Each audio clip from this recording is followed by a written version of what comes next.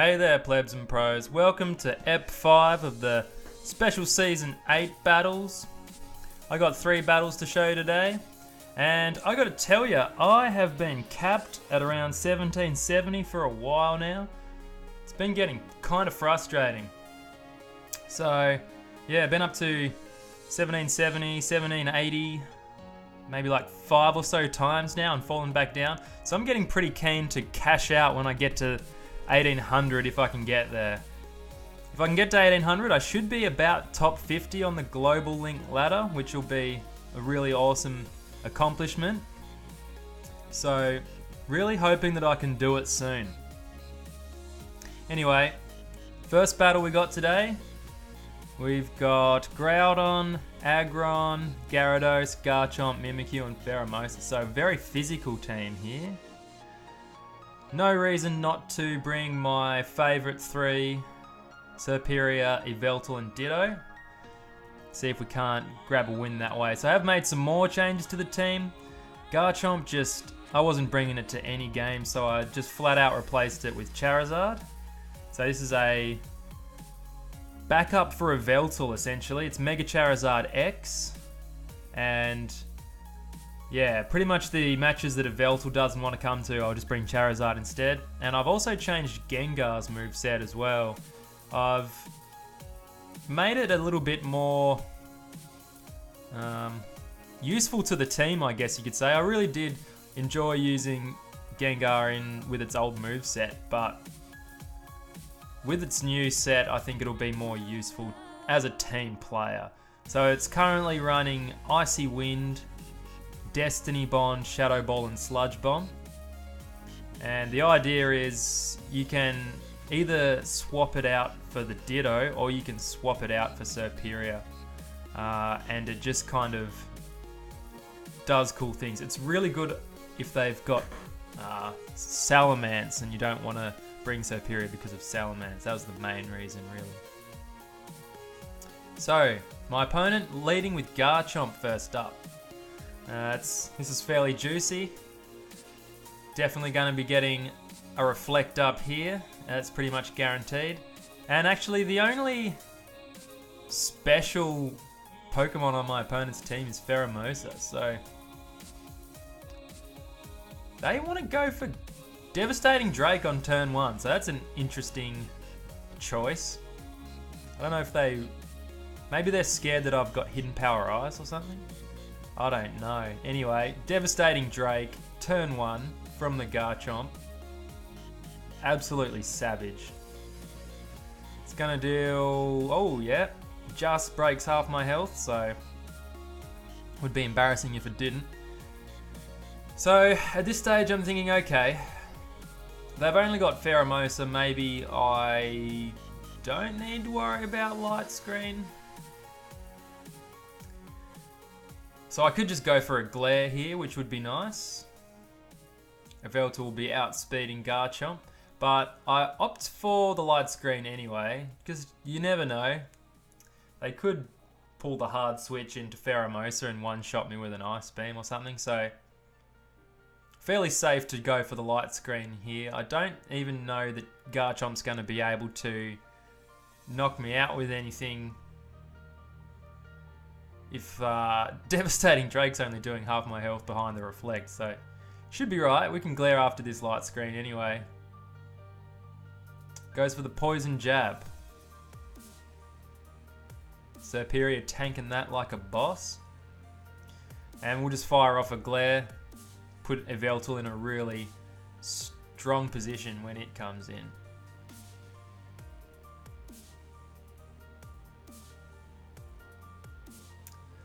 So, still haven't used the Charizard at this point. Hoping to find the perfect game to bring it.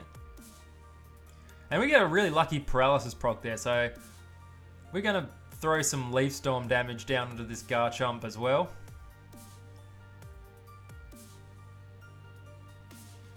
Fire off the Leaf Storm. And that does some rather nice damage to Garchomp there as well. Goes for another Poison Jab and Serperior's job is done. You take a rest, Superior. You have a nice little sleep. So we'll send out Yveltal here. Definitely going to be outspeeding. Definitely going to be KOing with Dark Pulse from this range. That is assuming it's offensive Garchomp.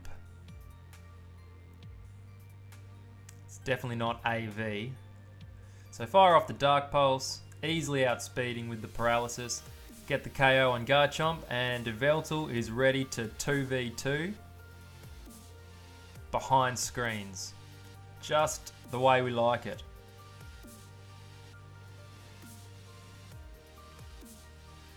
My opponent reveals Groudon. Will it be Primal Groudon? Oh, it's shiny. Yep, we see that it is Primal Shiny Groudon. Summons the Desolate Land. Fierce Sunlight. So, I'm just going to go for an Oblivion Wing here. If they want to hit me with, here we go. Go for the Rock Slide, which is just what we were hoping for, as it turns out. Behind Reflect, it does next to no damage whatsoever. And we're going to smack it with an Oblivion Wing. How much damage can we do with an Oblivion Wing? I reckon a Dark Pulse would have KO'd from there. But we get all our health back anyway. And we can just Sucker Punch. Surely they go for another attack. Sucker Punch. Makes quick work of this Groudon. And we're going to see who they've got last. Pheromosa. So at this rate they're going to need a freeze to do anything to this Yveltal. Go for the Ice Beam there. Does next to no damage behind that light screen. We Oblivion Wing. Take them down to their Sash. And we're going to get all our health back. So, I'm just going to Sucker Punch. Doesn't matter if they want to Quiver Dance for years. We've got Sash Ditto in the back. So, not really much they can do about it. Go for a Sucker Punch, and that is good game.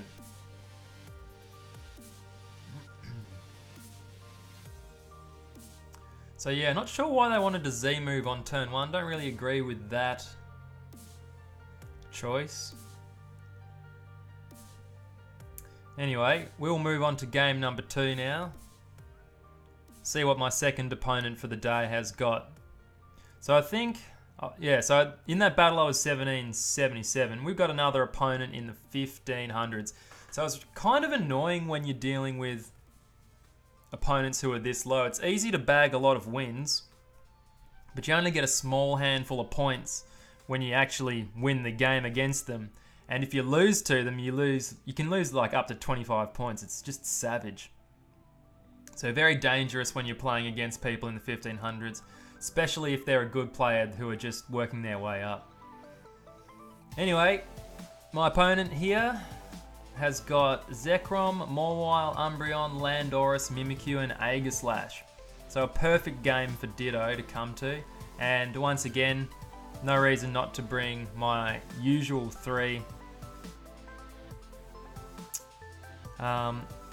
Ditto loves the Dragon matchup. So we should be putting in some work if we can transform into Zekrom. That's going to be really juicy. And similar story with Mawile there. I think this is just all round a cool game to bring Ditto to. And Yveltal can definitely cause some havoc to this team as well.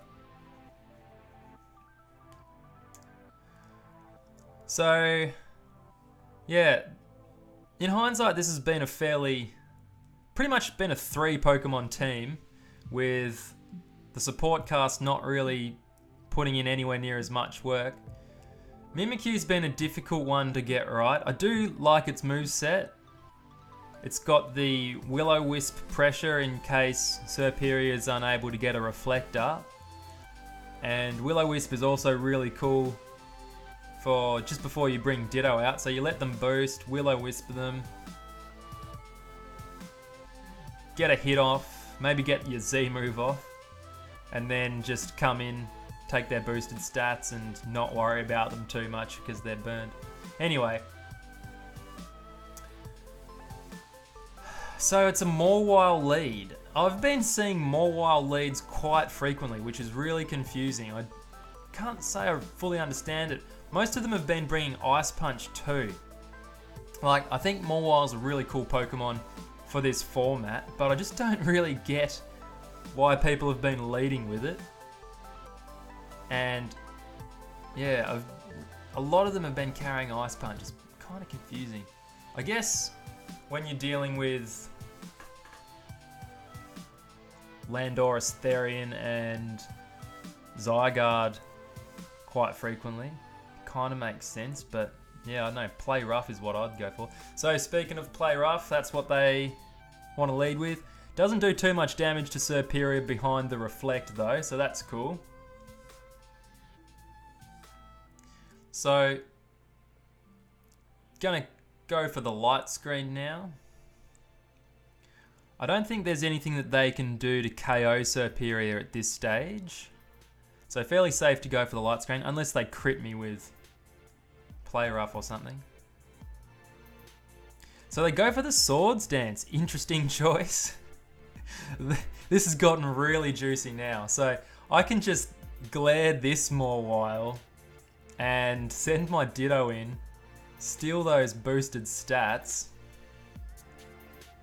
and it's paralyzed. So very juicy situation. Now they're going to go for Play Rough, which is pretty much perfect for me.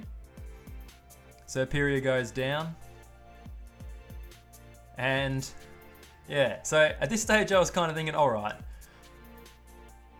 like Yveltal would be a good option here too, because I've got Heat Wave on Yveltal, but I just couldn't resist the +2 Mawile.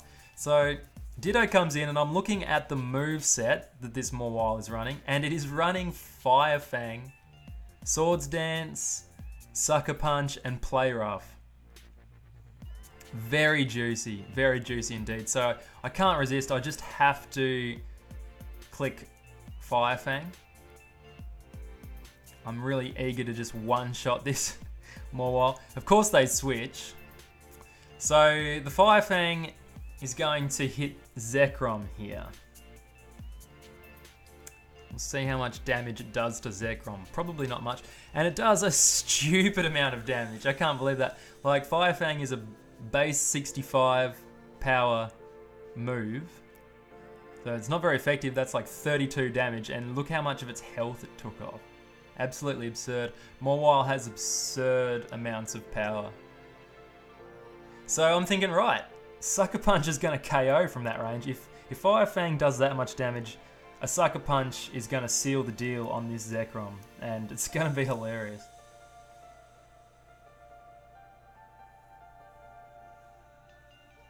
So my opponent, a little bit unsure. Yeah, we get the Sucker Punch off. Catch you later, Zekrom.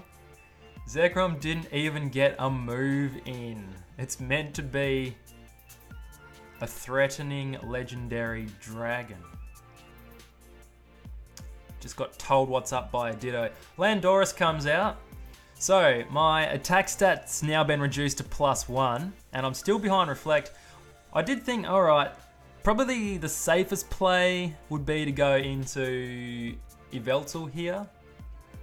But I could stay in. I think both are reasonable options. It would be a bit safer to switch to Yveltal, but I'm just feeling like maybe Ditto needs a turn at just hard carrying a game for once in its life. So I just stay in and Play Rough. Earthquake doesn't do too much damage behind the Reflect, and yeah, we one-shot the Landorus. No problem.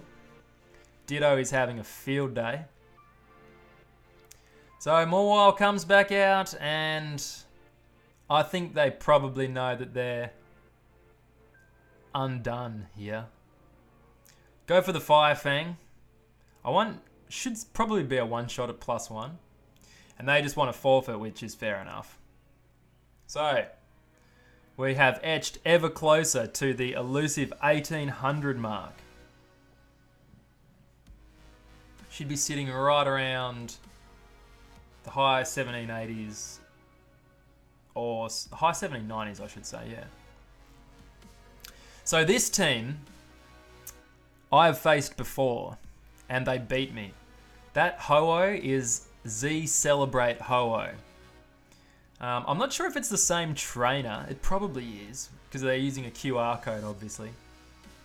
But yeah, I cannot bring my usual 3 to this battle. It was just devastating last time. So that Greninja it's kind of got a similar role to my Superior. It just comes in, sets up hazards, and it has Icy Wind. It sets up Toxic Spikes, and then basically the Yveltal just sits there and tanks everything and just does big damage. The good thing is I know what that Ho-Oh's moveset is. Well, I know the Greninja and the Ho-Oh because I transformed into both of them with my Ditto. And I'm feeling fairly confident that I can bring the new kid here, my Charizard, because Ho-Oh really can't do much damage to Charizard X. So that's pretty cool. So what I think I do is I'm going to lead with Yveltal. Just send Yveltal out to fight and just 1v1 whoever they want to lead with. I'll bring Superior as a second Pokemon, so Yveltal will just go down fighting. Then we'll send Superior and get the screens up, and then Mega Charizard's going to come in and win the game. That's going to be my plan. Because, yeah, so that Ho-Oh can't really do much damage to Charizard X at all with just Sacred Fire. So I send Yveltal out, and it's Greninja, so they're using the exact same strategy from what I can tell from when they versed me last time. So, Toxic, yeah, that's pretty well what I would have expected. I'm just going to go for an Oblivion Wing.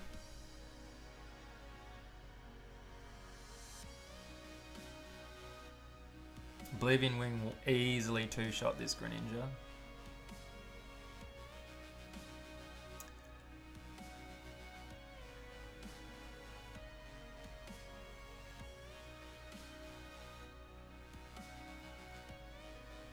Getting some frame skips, which is kind of annoying.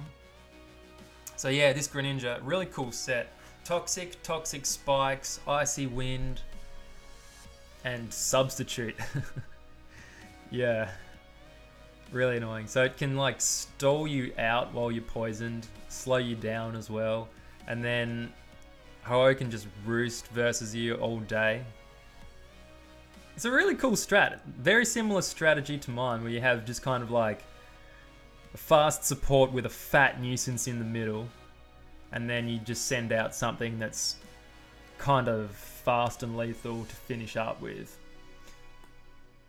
Although they don't have Ditto. Ditto is just ultimate when he's going up against legendaries. So they send Ho-Oh out now. And I hadn't really thought about that, to be honest, at Team Preview. So I'm thinking, right, do I want to try and get some chip damage on this Ho-Oh? I could Dark Pulse it, maybe get a flinch. Not sure how fast it is. Anyway, I'm fairly confident that they want to go for Z Celebrate on this turn. So I was just trying to think it over in my head, make sure it's the right choice. But yeah, I think I need to go hard into Charizard right now.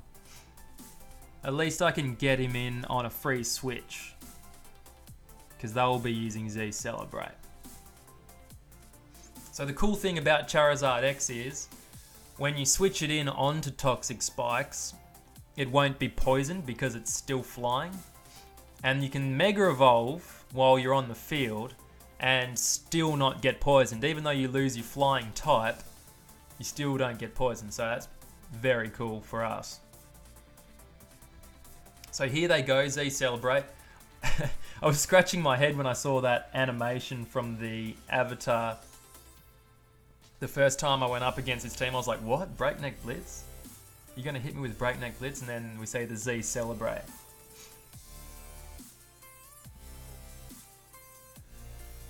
So, I'm expecting Sacred Fire. They're probably crossing their fingers and hoping for Charizard Y. Sacred Fire would probably do a lot of damage in the sun versus Charizard Y. But it does almost nothing to my Charizard X. So we go for a Swords Dance. The game sure is a lot easier when you know your opponent's moveset. Oh, I'll pay that.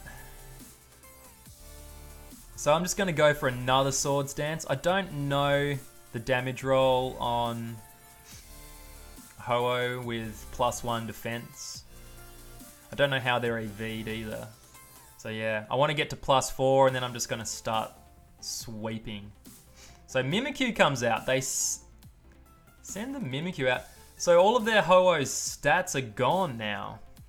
They've sacrificed those stats. Mimikyu's here.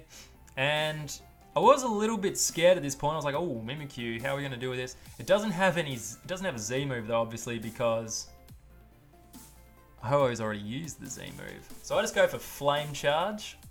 I'll be outspeeding on the next turn. And I'm getting rather excited at this point because I'm trying to do the maths in my head and I'm thinking, hey, the only way that they even have a chance of winning this battle from here is if they can Protect Stormy with Mimikyu, and Mimikyu almost never has Protect.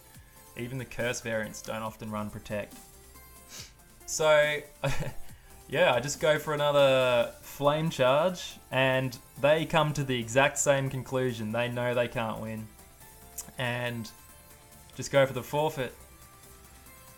I will admit at this stage I was super excited. I jumped right off of my computer chair and I was just ecstatic. So let's have a look at the PGL now. So this is the Pokemon Global link where you can see everyone's stats. We'll just click on special here. So, all Japanese, the top 10. There's Regorisu. So that was that person who was second in the world. They're 10th now. It's cool to see that they're still going well. Sioma, I remember them. They had Dark Arceus. They were super strong. They beat me. So there we go. We can see number 30 on the global link. That's very cool. We're inside the top 30 in the world. Very exciting. 65 wins, 26 losses. Not bad. So I'll be focusing the rest of my time of this season on singles battles. Might get another video off before the end of the season. And I'll be turning my special team into a QR rental team tonight as well. So look out for that if you want to try it out on your 3DS. So thanks heaps for watching, guys. I'll catch you next time on the journey from Pleb to Pro.